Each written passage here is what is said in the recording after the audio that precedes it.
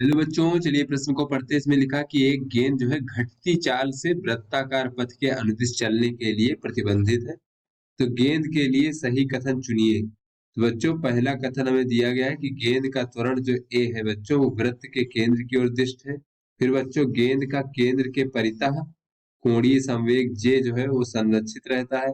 फिर बच्चों आगे है कि जे डैश, जो बच्चों जे सदिश है हमारा, यानी कि कोणीय संवेग सदिश, उसकी केवल दिशा संरक्षित रहती है। फिर बच्चों हमारा आखिरी विकल्प है कि गेंद जो है घटती त्रिज्या के सर्पिलाकार पथ पर चलती है। तो बच्चों हमें सही विकल्प का चयन करना है। चलिए बच्चों, इस प्रश्न की मूल अवधारणा देख लेते हैं। बच्चों, कोई भी वस्तु है वो अगर हमारी वस्तु जो है वृत्ताकार पथ पर बच्चों इस प्रकार से गति कर रही, मान लीजिए ये वृत्ताकार पथ पर गति कर रही है, ये वृत्त का केंद्र है बच्चों।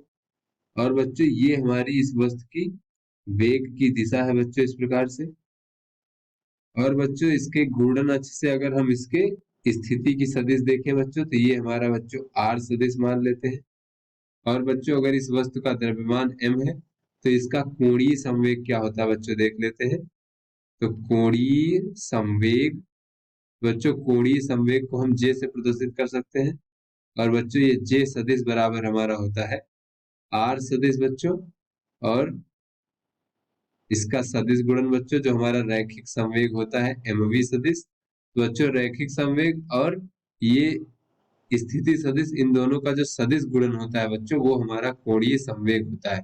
तो बच्चों यहाँ से अगर हम देखें कि कोणीय संवेग की जो दिशा होती है वो स्थिति सदिश और जो वेग सदिश है, इन दोनों के अभिलंबवत होती है।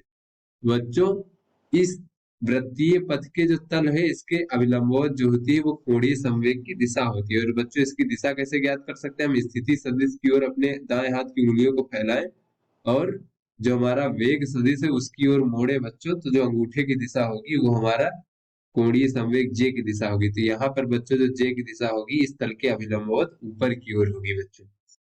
तो यहाँ पे बच्चों चलिए देख लेते हैं अपने विकल्प को। तो यहाँ पर गेंद का त्वरण जो है वो ए वृत्त के केंद्र की ओर दिष्ट है बच्चों। इस प्रश्न में कह रहा है कि गेंद का जो त्वरण है वो ए वृत्त के केंद्र की ओर दिष्ट है। तो बच्चों यहाँ पर गेंद की चाल जो है वो घट रही है।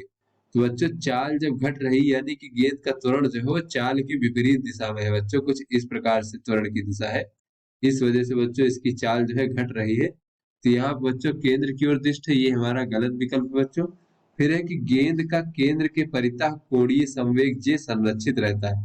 बच्चों कोणीय संवेग का जो मान होता है बच्चों, गेंद की केंद्र से दूरी यानी त्रिज्या पर निर्भर रहती है, जो कि बच्चों हमारा नियत है। और बच्चों द्रव्यमान भी नियत है। और बच्चों ये जो वेग है, वेग पर भी बच्चों निर्भर करती है। बच्चों वेग का परिमाण ही चाल होता है। यहाँ पे कहा जा रहा है कि गेंद जो है घटती चाल से वृत्ताकार पथ के अनुदिश चलने के लिए प्रतिबंधित है। यानी कि बच्चों जब चाल का मान घटेगा तो वेग का मान भी घटेगा, जब वेग का मान घटेगा तो कोणीय जो संवेग है उसका मान भी घटेगा। तो यहाँ पे बच्चों दूसरा विकल्प कह रहा है कि कोणीय संवेग जे संरक्षित रहता है यानी कि परिवर्तित नहीं होता बच्चों, तो ये हमारा गलत विकल्प है।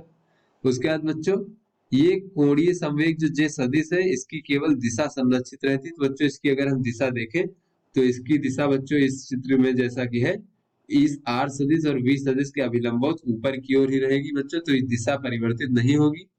तो इसकी दिशा जो है संरक्षित रहती है, ये हमारा विकल्प बच्चों सही है। फिर बच्चों अगला विकल्प है कि गेंद घटती त्रिज्या के सर्पिलाकार पथ पर चलती है बच्चों, तो यह भी हमारा गलत विकल्प है। तो बच्चों जो सी विकल्प है ये हमारा सही विकल्प है। तो आशा करते हैं ये आपको समझ में आ गया होगा। धन्यवाद।